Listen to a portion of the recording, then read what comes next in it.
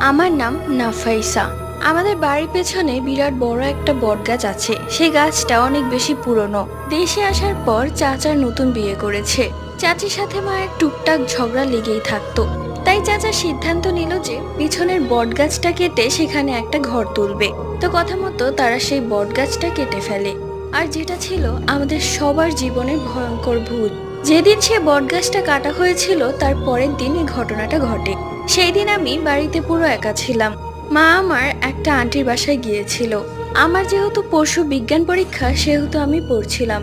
হঠাৎ করে আমাদের ঘরের লাইটটা ভেঙে গেল আর কাঁচগুলো ছড়িয়ে ছিটিয়ে ঘরে পড়ে আছে। আমি ভাবলাম হয়তো এমনি ড্যামেজ হয়ে গেছে। তা আমি উঠে যখন অন্য রুমে গেলাম লাইট আনার জন্য, ঠিক তখন সেই রুমের লাইটটাও একইভাবে ফেটে গেল এবং আস্তে আস্তে আমাদের ঘরের সবগুলো লাইট ফেটে গেল।